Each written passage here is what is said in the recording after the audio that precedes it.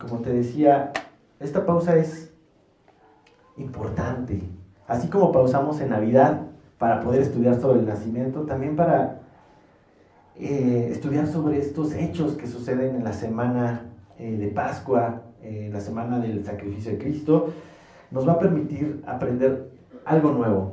Y quiero que abras tus oídos espirituales y tus ojos espirituales a las verdades que Dios tiene preparado el día de hoy para tu corazón, para tu vida y en la etapa de madurez espiritual en la que te encuentres. Siempre es bueno volver a traer este tema a nuestros oídos porque alienta nuestra fe. Entonces vamos a orar para encomendarnos a Dios y empezamos. Señor, te doy gracias, Padre, por esta mañana. Gracias porque podemos venir en congregación a cantarte, Señor, sobre quién eres. Gracias porque podemos responder a lo que conocemos de ti a través de adoración, Señor. Pero no permitas que cantemos o que levantemos nuestras manos sin conocerte genuinamente, Señor. Así que a través de tu palabra, yo te pido que nos guíes el día de hoy, que nos hables, Señor, que nos muestres lo que tienes preparado para nuestros siguientes días, Señor, siguientes años, y que podamos, Padre, descansar en tu palabra. Ayúdame a mí a ser un buen expositor de la verdad que hay en este libro, Señor, que son tus palabras inspiradas hacia los hombres, Señor. Y guíame, Señor, a mis hermanos, ayúdanos a estar atento a esto, te lo pido en el nombre de Jesús. Amén. Mis hermanos, cantamos muchas veces Jesús es el Cordero de Dios. Y alguien de aquí podría repetirlo sin estar consciente de lo que está diciendo. Y cuando hablamos que Jesús es el Cordero de Dios, pues nos remitimos a lo que está en Juan 1:29 y Juan 1:36. Si quieres no vayas para allá, ahorita vamos a estar jugando en los 4 evangelios.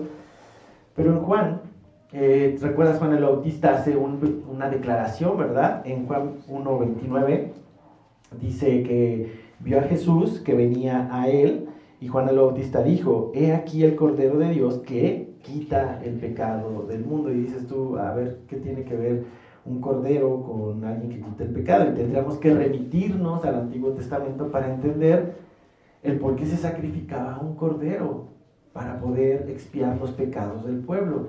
Entonces, Juan identifica a Jesús de esta forma, Juan el Bautista.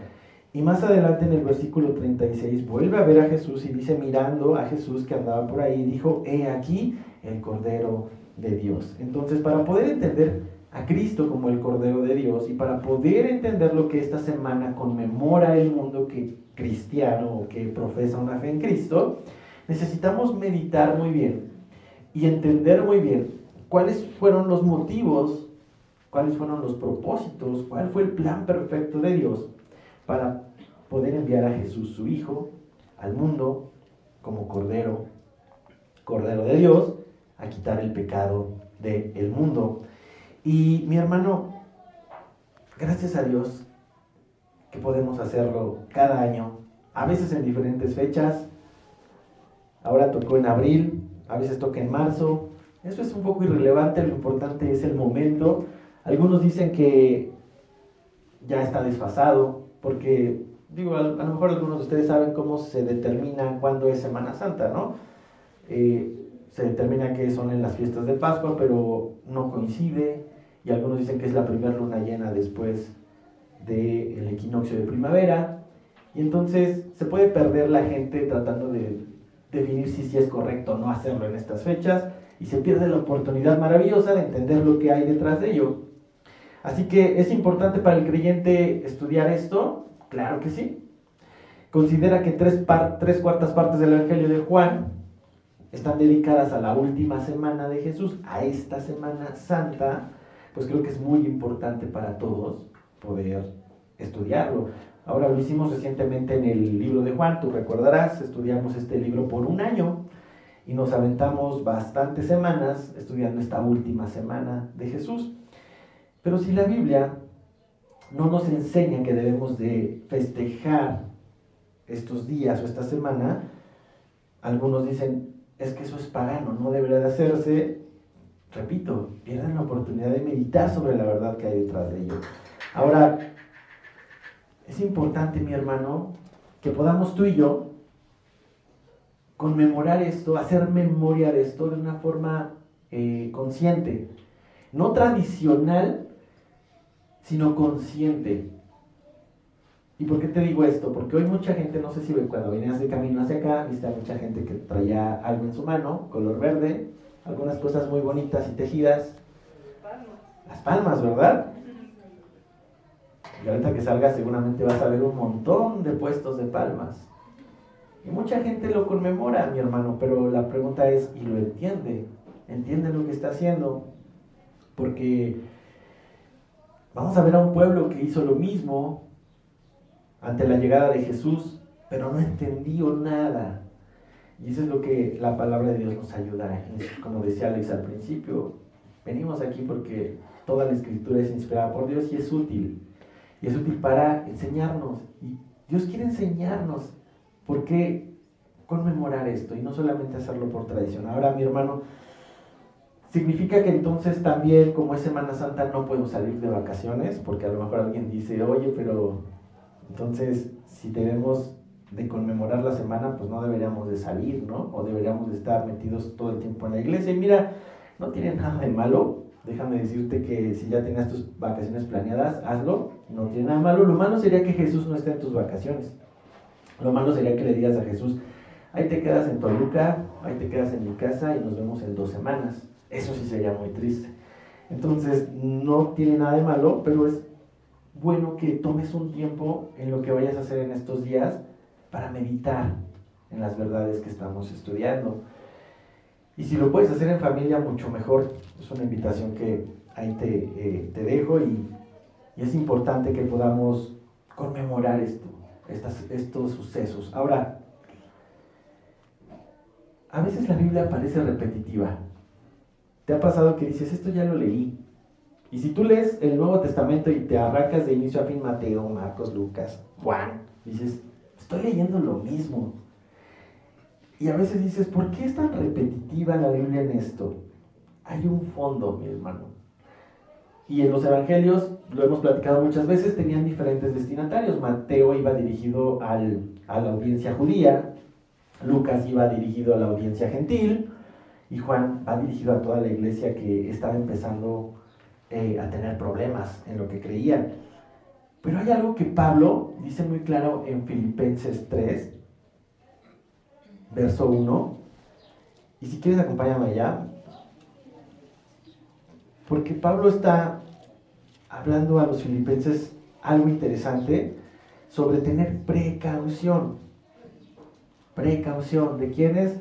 De algunos hombres que estaban empezando a ensuciar la fe. Y Pablo les dice en el versículo 1 de Filipenses 3, por lo demás, hermanos, gozaos en el Señor.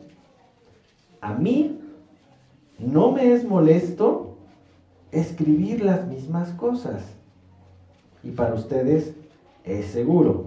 En otra versión dice, mis amados hermanos, pase lo que pase, alégrense en el Señor. Nunca me canso de decirle estas cosas y lo hago para proteger su fe. Entonces, que tú y yo podamos repetir estas enseñanzas tiene un propósito, y ese propósito es que nuestra fe sea nutrida y sea protegida de muchas ideas que a veces se disfrazan de cristianismo, pero están muy alejados de ellas. Y a veces la muerte, la resurrección, la cruz, se volvieron temas secundarios en las predicaciones. Por eso Filipenses nos lo dice y nos lo marca así. Los primeros creyentes empezaban a desviarse de la fe. Y les dice más adelante Pablo otras cosas. Guárdense de estos, dice aquí, perros, guardados de los malos obreros, guárdense de los mutiladores. ¿Por qué? Porque la fe empezaba a tener un conflicto. Y entonces, hermanos, creo que Dios es muy sabio en que nos permita poder recordar estas cosas. Puedes decir, es que Alfred, ya pasamos por Juan, ¿por qué otra vez vamos a estudiar esto? Pues no lo vamos a estudiar de la misma manera, vamos a estudiarlo de una forma mucho más concentrada. Van a ser 2 predicaciones, la de hoy y la de dentro de 8 días, donde vamos a poder reflexionar en esta última semana con esta estructura, y quiero que tú lo consideres así. Primero, Vamos a ver la entrada de Jesús, ¿sí? Pero vamos a ver también la preparación de Jesús previo a la cruz y previo a la resurrección. Entonces, vamos a ver esto en los 4 días que suceden. Bueno, domingo, que es la entrada de Jesús, lunes, martes, miércoles y jueves, que es toda la preparación de Jesús previo al arresto, a la cruz y a la resurrección. Y eso es lo que vamos a ver hoy. Dentro de 8 días vamos a ver la entrega de Jesús, vamos a ver la resurrección de Jesús. Entonces, ¿qué es lo que sucede el viernes, el sábado y el domingo? Y para poder estudiar esto en este modo, viendo los días de la semana, viendo las acciones que suceden o los hechos que suceden, pues tenemos que irnos a los evangelios. Y tenemos 4 para poder tomar buenas fuentes de lo mismo. Vamos a estar en Juan, vamos a estar en Lucas, en Marcos, en Mateo. ¿Y dónde están ubicados? Bueno, si tú traes algún papelito o traes alguna pluma, etcétera, pues vamos a empezar con Juan. Y vete al capítulo 12 de Juan, ahí pones una marca. También vamos a estar en Mateo 21, ahí si tienes otro papelito o una galleta, pon un separador. En Marcos vamos a estar en Marcos 11 y en Lucas vamos a estar en Lucas 19. Aquí Moni nos va a ayudar mucho con este esgrima bíblico para que tampoco te pierdas en estarlo buscando.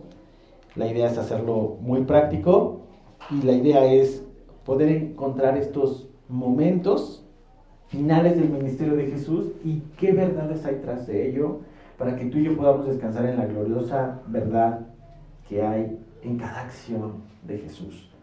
Ahora, Juan 12, como te decía, vamos a empezar versículos 12 al 15. Nos va a hablar justamente de lo que sucede el día 1, el domingo de Ramos, el domingo de la entrada de Jesús. Juan 12, versículos 12 al 15, dice así: el siguiente día, grandes multitudes que habían venido a la fiesta, al oír que Jesús venía a Jerusalén, tomaron ramas de palmera y salieron a recibirle y clamaban: Hosana, bendito el que viene en el nombre del Señor, el Rey de Israel. Y halló Jesús un asnillo y montó sobre él, como está escrito: no temas, hija de Sión, he aquí tu rey viene montado sobre un pollino de asna. Mis hermanos, ¿cuál es el contexto aquí? Jesús acaba de resucitar a un muerto. ¿Te acuerdas a quién resucitó antes de estas cosas? A Lázaro. Acaba de resucitar a un muerto.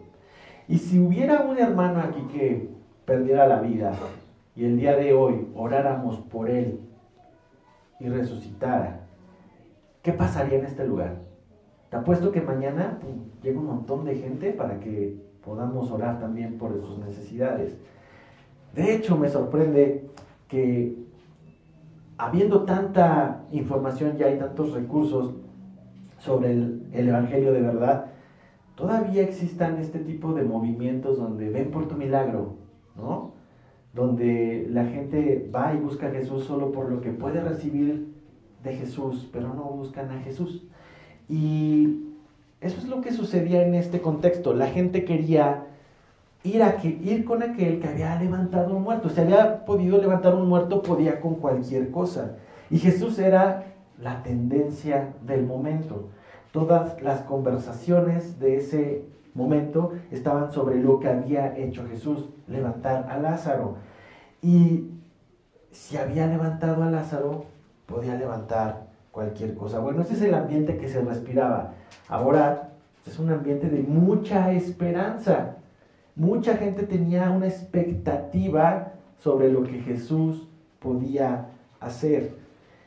Y ese ambiente, como dice unos versículos antes, en el verso 9, lo vemos escrito. Dice: gran multitud de los judíos supieron, estoy en el versículo 9 del capítulo de Juan, gran multitud de los judíos supieron entonces que él estaba allí y vinieron no solamente por causa de Jesús. ¿Te das cuenta? Todos corrieron a ver qué estaba pasando, sino también para ver a Lázaro. Querían comprobar que había resucitado a Lázaro, a quien había resucitado de los muertos. Pero los principales sacerdotes acordaron dar muerte también a Lázaro, porque a causa de él, muchos de los judíos se apartaban y creían en Jesús. Entonces tú puedes decir, qué plan tan maravilloso. Jesús hubiera resucitado desde un principio, todo el mundo te hubiera seguido. Pero ese no era el plan, mis hermanos. Jesús no vino a solucionar problemas temporales. La muerte de Lázaro era un problema temporal. Él vino a resolver problemas eternos. Y eso no lo podían entender estas personas. Ahora, en el versículo 12 veíamos que muchas multitudes venían. ¿Por qué? Porque había una gran fiesta. Y esa gran fiesta era la Pascua. Y la Pascua era aquella fiesta donde recordaban la libertad o la liberación del pueblo de Israel de la esclavitud de Egipto. Y tú recordarás en el Éxodo que tomaban un tiempo para recordar esto con diferentes acciones como la fiesta de los panes sin levadura, el tema del sacrificio del cordero, etc. Y estaban preparándose para esta fiesta, como dice en el versículo 12, venían para esta fiesta. Ahora dice aquí que lo recibieron y hay un elemento importante que Juan sí menciona, que los otros evangelios no lo mencionan tan detallado, pero Juan sí dice que le recibieron con palmera, con ramas de palmera. En otros de los evangelios dice que incluso se despojaban de sus ropas y lo ponían sobre el camino para que Jesús pasara. Y gritaban, Hosana, bendito el que viene en el nombre del Señor. Y la palmera, lo que encontramos con algunos estudios y comentarios bíblicos, es que representaba la victoria. Así como hoy representan las guirnaldas la victoria, incluso nuestro himno nacional tiene este elemento como símbolo de victoria. Bueno, las palmeras eran lo mismo. Entonces, ¿qué estamos viendo aquí ilustrado? Pues una entrada gloriosa hacia Jerusalén. Las multitudes estaban siguiendo a Jesús, las multitudes estaban llenas de expectativas sobre Jesús, pensaban que los iba a librar de su gran problema de ser esclavos de Roma, y aclamaban, Hosana, bendito el que viene en el nombre del Señor. Aclamaban a Jesús como rey. Te estoy ilustrando todo esto para que puedas entender cuál era el sentimiento de esta gente. La escena era fabulosa, toda una celebridad. Jesús era toda una celebridad en ese momento. Y esta misma escena la vemos hoy, con las palmas. Mucha gente hoy va a mover sus palmas. Muchas iglesias van a estar abarrotadas hoy por ser Domingo de Ramos. Pero ¿cuáles son los motivos de estar ahí? ¿Cuáles son los motivos? Muchas veces la cruz revela esos motivos. Cuando Jesús camina hacia el Gólgota, esas multitudes ya no están, porque la cruz ofende al hombre. Entonces, no me quiero adelantar, estamos todavía posicionados en el domingo, en el día 1, y hay muchos detalles en el cual podríamos entrar, que por tiempo no quiero desviarlo, pero el hecho de entrar montado en un pollino nos habla de una profecía de Zacarías 9:9 que se cumple, el futuro rey de Sión.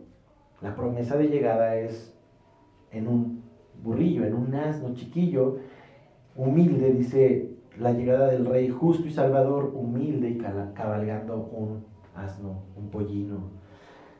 ¿No había caballos en ese entonces? ¿Por qué Jesús pidió un asno? ¿Por qué no pidió un caballo fuerte?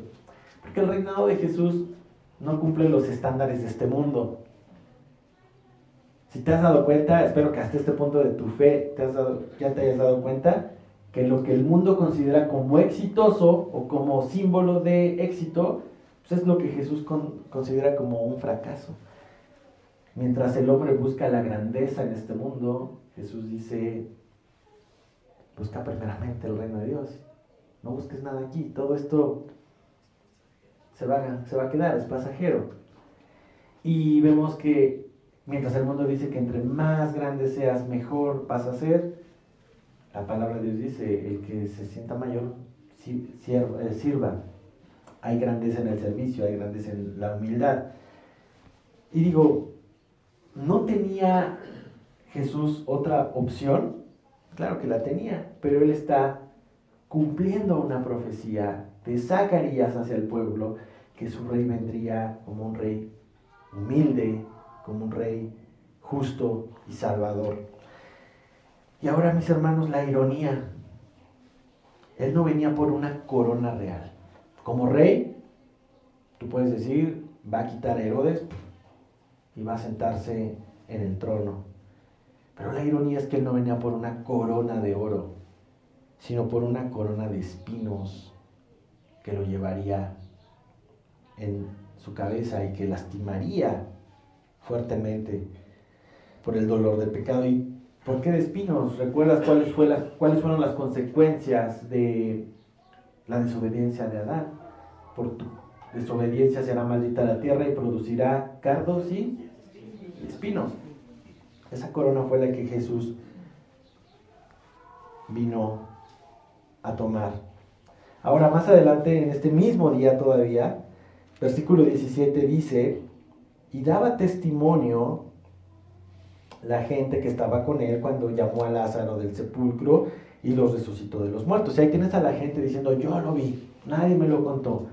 Con mis ojos vi que este hombre sacó de la tumba a su amigo Lázaro. Y versículo 18 dice: por lo cual también había venido gente a recibirle. Pues esto se viralizó, literal. Muchos querían venir a conocer a este tal hombre que había resucitado a un muerto.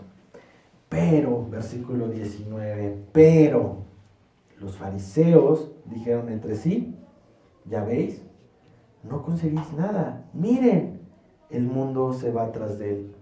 Y el efecto envidia aparece en estos hombres. Cuando hay envidia se exagera. Cuando hay frustración se exagera. Y es lo que están haciendo estos hombres. Al ver que todo el momento está centrado en Jesús, estos hombres empiezan con envidia a decirse entre ellos: mira, todo el mundo se va con él. Tendemos a exagerar muchas veces las situaciones cuando los argumentos sobre Jesús nos fallan. Y a veces hay personas que dicen: sí, es que todos los cristianos, es que ninguno de los cristianos, es que todas las iglesias, es que todos los pastores. Y esa exageración es cuando quieren cerrar sus oídos a la verdad de Jesús. Es lo mismo que está pasando aquí. Y estos religiosos frustrados, pues no se quedarían aquí. Empezaron a respirar ya amenazas directas contra la muerte de Jesús. Todo eso está sucediendo en un solo día, en un solo momento. Y tú puedes decir: pues Jesús ya está donde quería estar. Todo el mundo lo ha reconocido.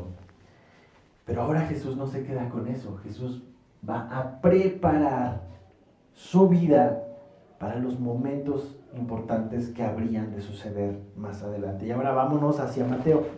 Vamos a dejar ahí Juan, nos vamos a ir a Mateo 21. En el capítulo 21, versículo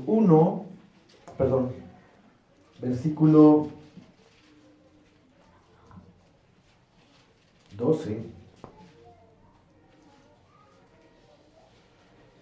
Porque Juan ya no menciona más detalles, pero Mateo sí. Y tú podrías quedarte con la escena donde todo es glorioso y nada más quedaron estos hombres fariseos ahí enojados y ahí se acabó la película. Pues no. Vamos a ver que Jesús toma una acción bien importante después de esta entrada. Dice en el versículo 11: y entró Jesús en el templo y echó fuera a todos los que vendían y compraban en el templo, y volcó las mesas de los cambistas y las sillas de los que vendían palomas. ¿Qué hizo Jesús? Entra al templo donde se adoraba a Dios, pero en este lugar se hacía de todo menos adorar a Dios. La misma palabra lo dice. Había un comercio ahí donde estaban intercambiando dinero por animales. ¿Y por qué animales? Porque aquí dice vendían palomas. ¿Y para qué querían palomas en un templo? Bueno, pues porque tú recordarás que parte de la Pascua involucraba un sacrificio. Ahora, el Antiguo Testamento nos decía que lo que se tenía que sacrificar eran palomas, eran corderos. Pero date cuenta cómo la fe ya había estado tan sucia y ya habían buscado: pues mira, aunque sea una paloma, sacrifícalo, ¿no? Y la gente ya se había acostumbrado a tal grado de una comodidad de la tradición, que incluso ya ni siquiera preparaban al animal, ya sacaban su fajo de billetes y decían, a ver, dame ese pintito que está ahí, esto me lo llevo. Y empezaban a descuidar el preparativo del animal que se habría de sacrificar. Ahora, Jesús dice algo bien fuerte en este versículo 13 y les dice, escrito está, mi casa, casa de oración será llamada, pero ustedes la habéis hecho cueva de ladrones. Y aquí Jesús viene a purificar el templo, pero el templo físico de Israel, de Jerusalén, pues porque ya lo terminaron destruyendo después.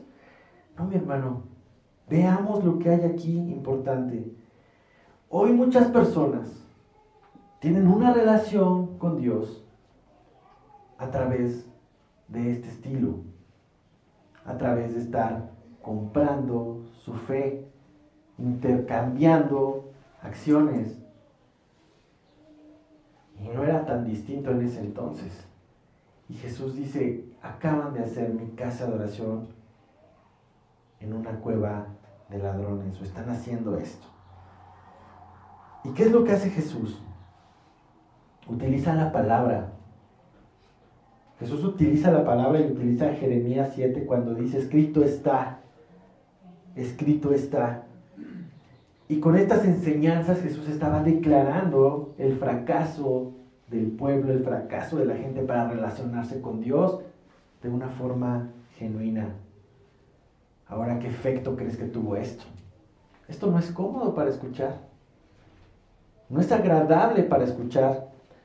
Y vamos a ver que el corazón de estos fariseos completamente se entenebrece y busca matar a Jesús.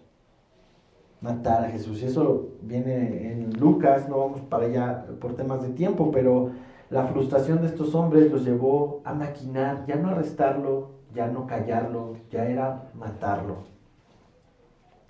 Todo esto está sucediendo el mismo día. Vaya comienzo, ¿verdad? Empezó rudo Jesús esta última semana. Y si Jerusalén era una colmena de avispas, y te voy a hacer esta analogía, con su entrada triunfal, con la purificación del templo, lo que Jesús estaba literalmente haciendo era un piedrazo a la colmena. Todas las avispas iban a salir y no había punto de retorno. Dice la palabra de Dios, ahí mismo en Mateo 21, versículo 17, que dejándolos salió fuera de la ciudad a Betania y posó ahí. Eso sucede el domingo y se va. Día 2, lunes. ¿Qué pasó el lunes? Los siguientes días ya van a ser más cortos que el domingo, pero quiero que lo veas, los siguientes momentos. Jesús empieza a prepararse, pero no solamente Él, prepara a sus discípulos por lo que ha de pasar. Fíjate. Vamos a ver ahora qué sucede en Marcos 11. Vamos a movernos a Marcos 11, 27.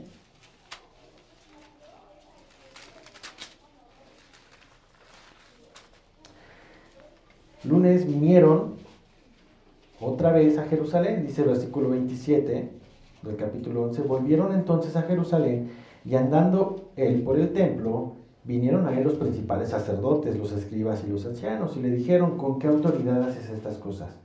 ¿Y quién te dio autoridad para hacer estas cosas? Jesús respondió y les dijo, os haré yo también una pregunta, respondedme, y os diré con qué autoridad hago estas cosas. ¿El bautismo de Juan era del cielo o de los hombres? Respóndanme. Entonces ellos discutían entre sí, diciendo, si decimos del cielo, dirá, ¿por qué pues no le creísteis? Y si decimos de los hombres, no sabían ya ni qué responder. Hay 3 puntitos suspensivos.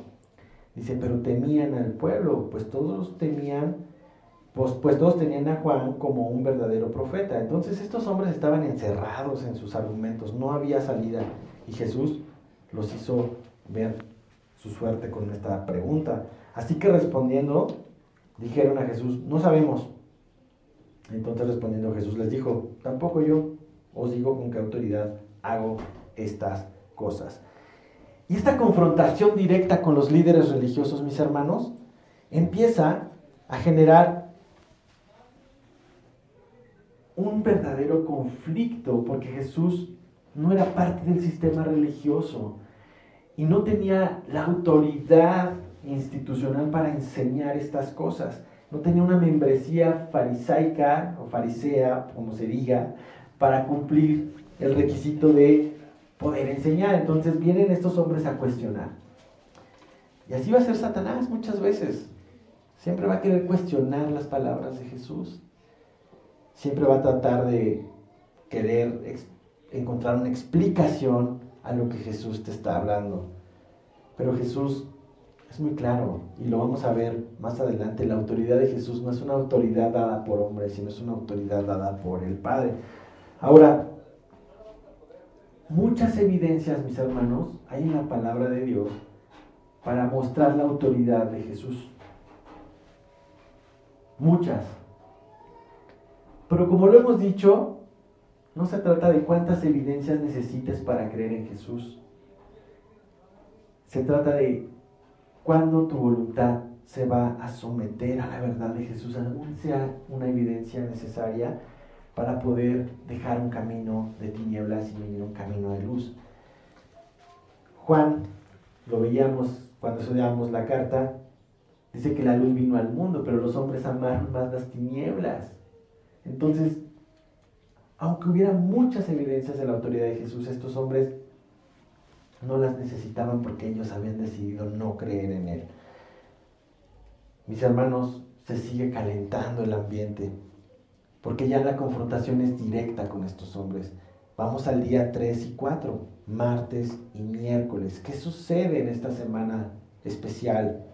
¿Qué sucede? En Mateo 21 al 25, no lo voy a leer todo, pero si tú quieres leerlo en tu casa sería un muy buen ejercicio. Porque Jesús va a pasar estos 2 días enseñando a su pueblo, enseñando a sus discípulos verdades como la parábola de los 2 hijos, la parábola de los labradores malvados, la parábola de las fiestas de la boda, la cuestión del tributo. Si quieres ir hojeando tu Biblia y vas viendo los títulos, la pregunta sobre la resurrección, el gran mandamiento, de quién es hijo el Cristo. Jesús acusa a los escribas y fariseos. Y aquí vemos en este capítulo 23 los ayes, los famosos ayes que Jesús exclama sobre estos fariseos. Ay de vosotros escribas y fariseos hipócritas, ay de vosotros que devoráis las casas de las viudas, ay de vosotros hipócritas, mentirosos. Y ahí les tira un montón de lamentaciones en todas estas enseñanzas para poder pasar al capítulo 24 de Mateo y estar prediciendo la destrucción del templo. Habla también de las señales del fin, la segunda venida, más parábolas como el de las vírgenes, más parábolas sobre la venida del Hijo del Hombre, la parábola de los talentos también aparece en estos 2 días, el juicio de las naciones y también el gran mandamiento, que por ahí aquellos hombres vienen y le cuestionan cuál es el gran mandamiento, y él les dice: amarás al Señor tu Dios con todo tu corazón, con toda tu alma. Este es el primer y grande mandamiento, y el segundo es: amarás a tu prójimo como a ti mismo. Todo eso sucede martes y miércoles. Y tú dices: ¿qué nivel de paciencia de Jesús? Sabiendo lo que se respiraba en el ambiente y enseñar estas cosas. ¡Qué valentía! Pues más que valentía es qué autoridad Jesús tenía para poder enseñar estas cosas. Mientras Jesús se preparaba para enseñarle esto a quienes habrían de conocerle más adelante, como tú y como yo, como Pablo y como todos los primeros creyentes, mis hermanos, estos hombres fariseos, estos escribas, estos saduceos maquinaban su detención. Pero no solos, también Judas estaba ahí. Y mi hermano, así llegamos al jueves. al día número 5. Los preparativos más íntimos de Jesús. ¿Y qué sucede aquí? Vamos nuevamente a Juan, pero ahora nos vamos a ir al capítulo 13. Y espero que en este recorrido de esta semana tú vayas viendo esto, mi hermano. Jesús está preparando todo para la cruz. Ya preparó el lugar de adoración, ya preparó a los oyentes, a todas esas multitudes que estaban esperando ver grandes milagros, pero ahora va a preparar al círculo más cercano, a sus discípulos, y esto lo invierte el jueves. Juan capítulo 13, versículo 1, dice: antes de la fiesta de Pascua, sabiendo Jesús que su hora había llegado para que pasase de este mundo al Padre, como había amado a los suyos que estaban en el mundo, los amó hasta el fin. Y cuando cenaban, como el diablo ya había puesto en el corazón de Judas Iscariote, hijo de Simón, que le entregase, sabiendo Jesús que el Padre le había dado todas las cosas en las manos y que había salido de Dios y a Dios iba, se levantó de la cena y se quitó su manto y tomando una toalla la ciñó. Luego puso agua en un lebrillo y comenzaba a lavar los pies de los discípulos y a enjugarlos con la toalla con que estaba ceñido. Entonces vino a Simón Pedro y Pedro le dijo: Señor, ¿tú me lavas los pies? Respondió Jesús y le dijo: lo que yo hago, tú no lo comprendes ahora, mas lo entenderás después. Pedro le dijo: no me lavarás los pies jamás. Jesús le respondió: si no te lavaré, no tendrás parte conmigo. Le dijo Simón Pedro: Señor, no solo mis pies, sino también las manos y la cabeza. Jesús le dijo: el que está lavado no necesita sino lavarse los pies, pues está todo limpio, y vosotros limpios estáis, aunque no todos. Porque sabía quién la iba a entregar, por eso dijo: no estáis limpios todos. Lo primero que hace Jesús antes de este momento más íntimo es limpiar a los suyos. Y vemos aquí que no trata de una limpieza completa, trata de una limpieza superficial.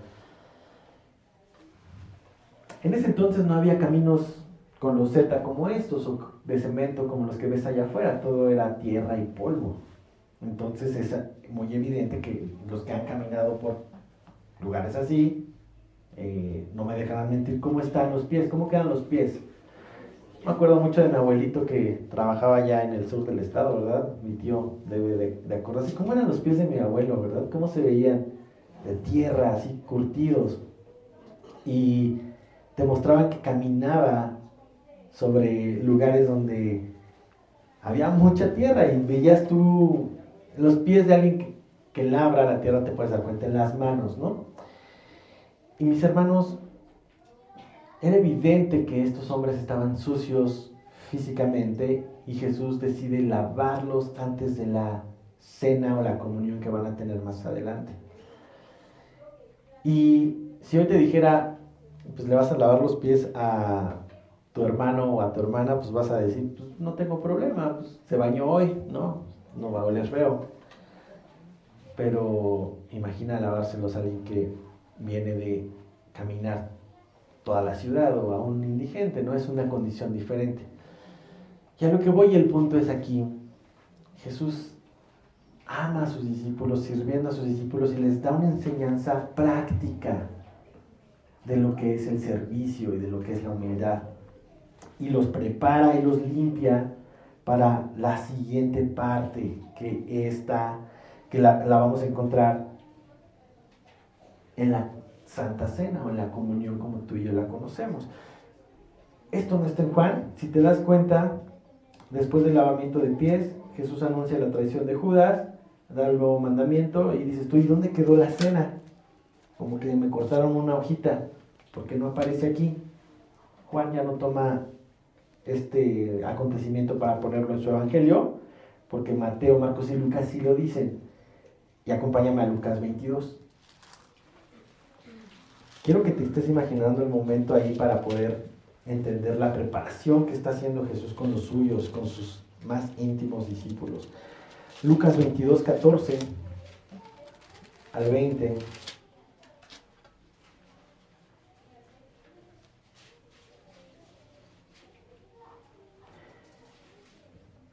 Después de que hace todo este lavamiento de pies, de que le da una lección a Pedro, se acerca la hora y dice, cuando era la hora, versículo 14, se sentó a la mesa y con él los apóstoles y les dijo, cuánto he deseado de comer con vosotros esta Pascua antes de que padezca, porque os digo que no la comeré más hasta que se cumpla en el reino de Dios. Y habiendo tomado la copa, dio gracias y dijo, tomad esto y repartidlo entre vosotros, porque os digo que no beberé más del fruto de la vida hasta que el reino de Dios venga. Y tomó el pan y dio gracias y lo partió y les dio diciendo, este es mi cuerpo, que por vosotros es dado, haced esto en memoria de mí. De igual manera, después que hubo cenado, tomó la copa diciendo, esta copa es el nuevo pacto en mi sangre que por vosotros se derrama. La última cena con ellos, la última Pascua con ellos. La estamos viendo aquí en este momento, y a pesar de que Jesús sabía que Judas lo traicionaría, que Pedro lo negaría, invirtió estos últimos minutos con estos hombres también. ¿Y qué nos deja ver esto, hermano? Nos deja ver que a pesar de que Jesús sabe que hay gente que no le sigue fielmente, a pesar de que Jesús sabe que hay gente que va a terminar traicionando lo que ha dicho que cree en él, como Judas, a pesar de que hay gente que como Pedro va a caer y va a negar a Jesús con sus hechos, con su vida, él no detiene sus planes. Él no detuvo sus planes. Él pudo haber dicho, no vale la pena, Señor, Padre, estos hombres no tienen solución, abortamos la misión.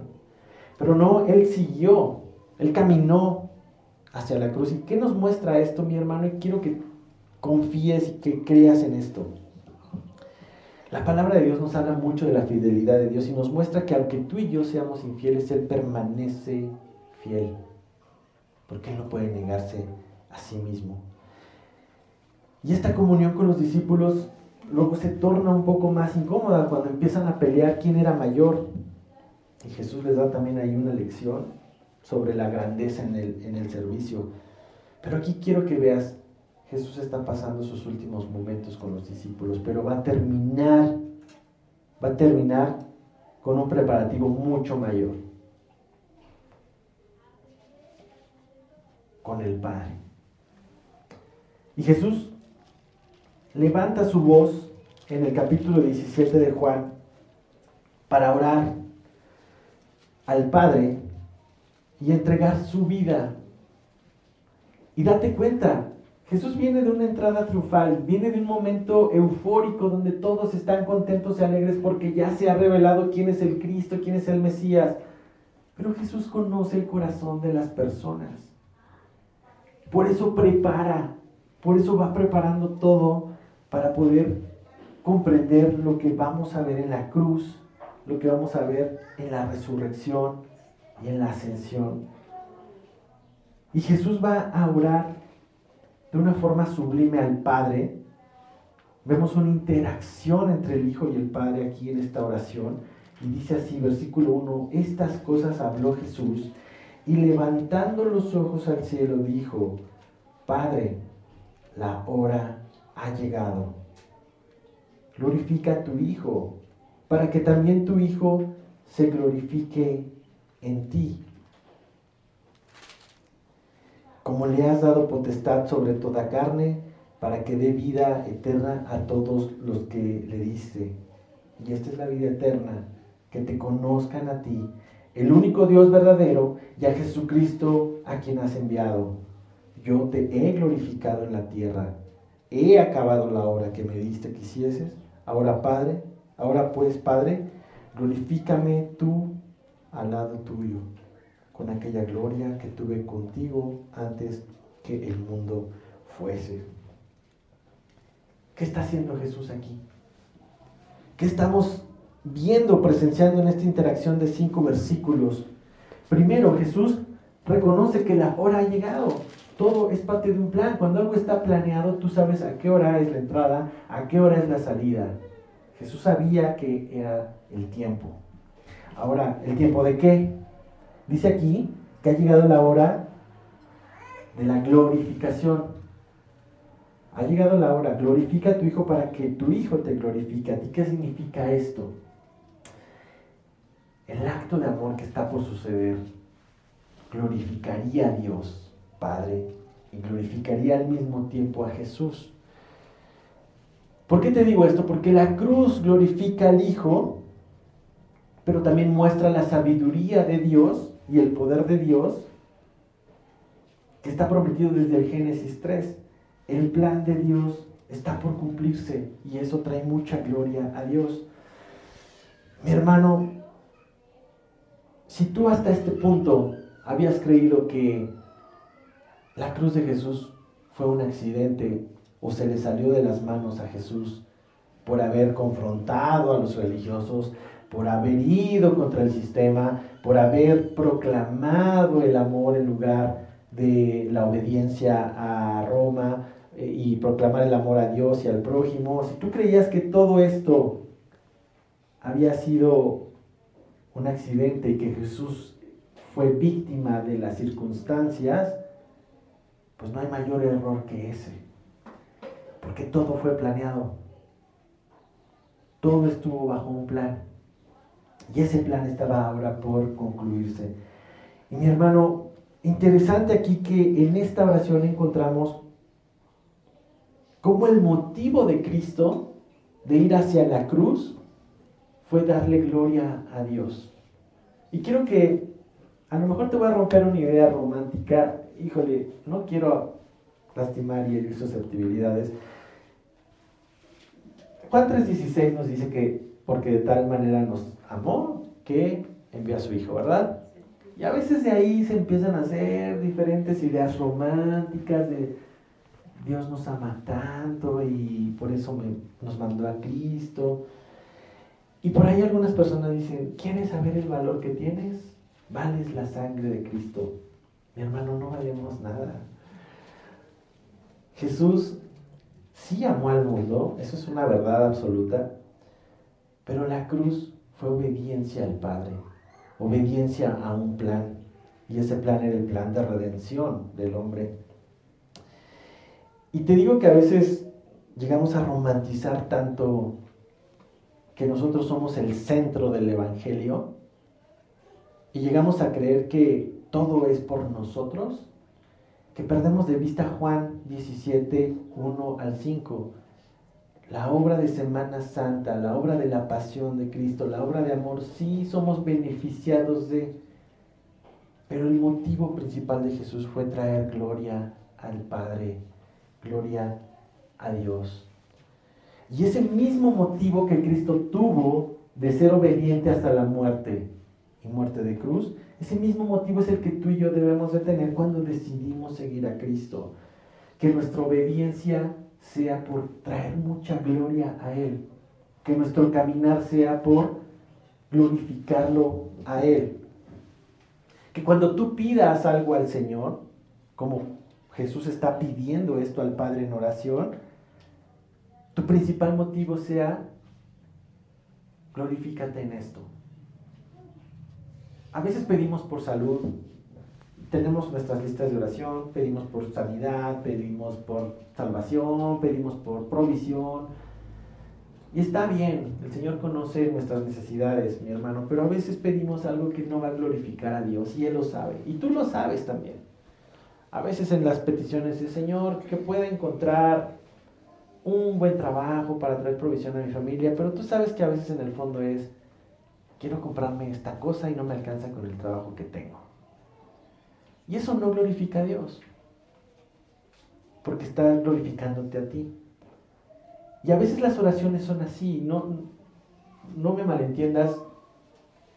Por eso el Espíritu Santo nos ayuda con sonidos indecibles, ¿verdad? A orar como se debe, porque llegamos a pedir mal.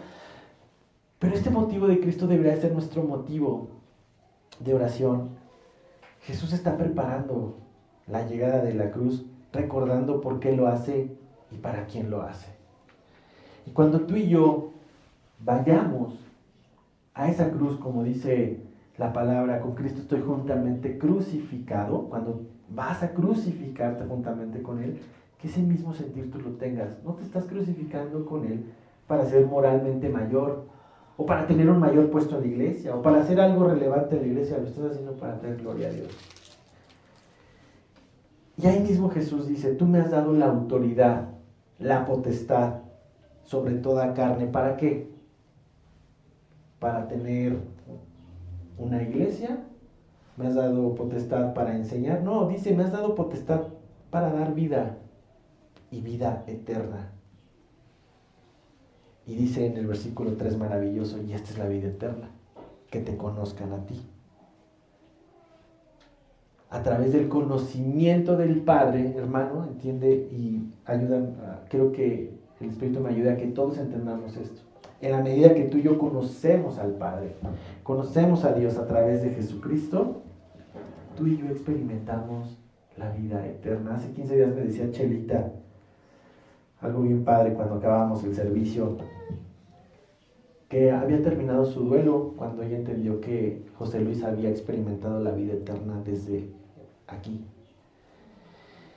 Y me quedó eso dando vueltas y dije, qué padre que que a pesar de un duelo, porque pues obviamente hay un duelo, hermanos, de despedir a alguien que amamos, el entender que podemos experimentar la vida eterna desde este plano, con este cuerpo, como lo hizo nuestro hermano José Luis, es algo en lo que tú y yo podemos descansar y que Jesús está orando aquí.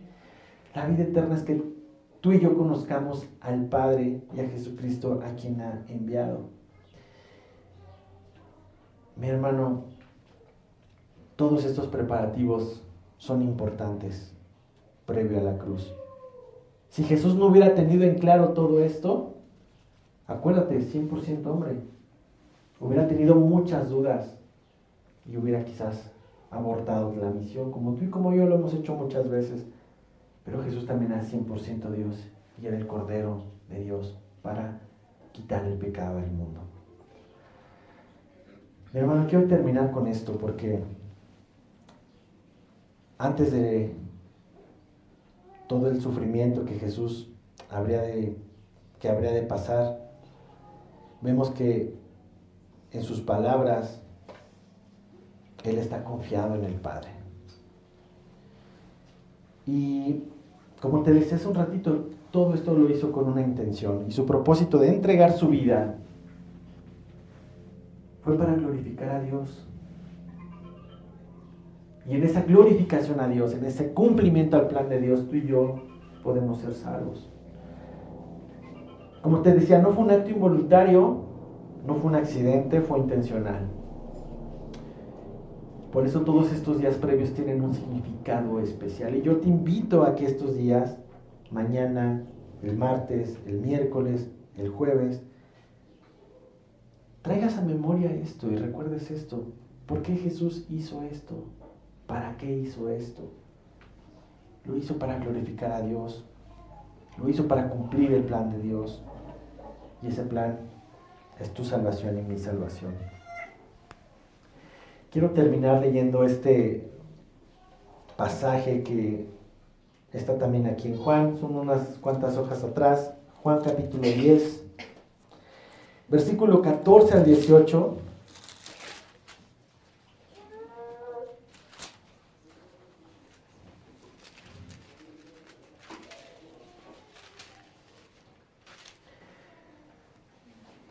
Con este pasaje quiero que podamos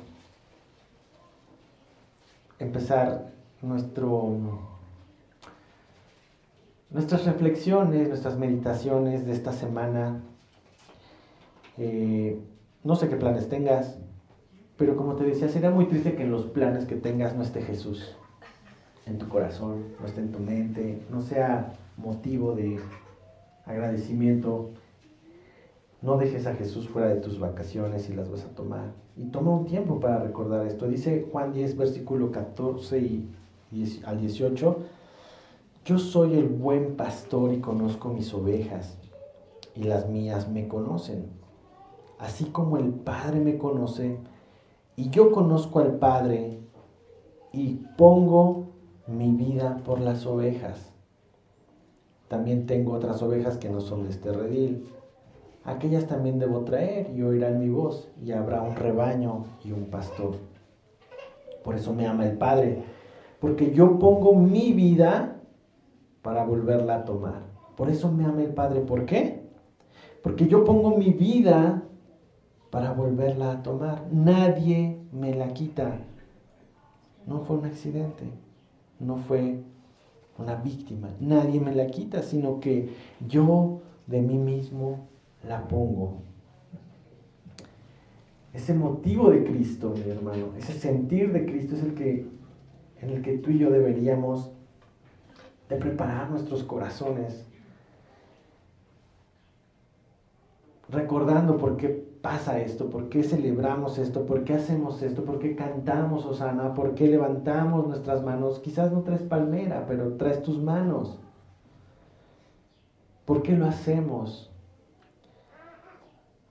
Y como te decía, conociendo estas verdades, tú y yo vamos a poder conmemorar esta semana de una forma entendida y de una forma no tradicional, sino más bien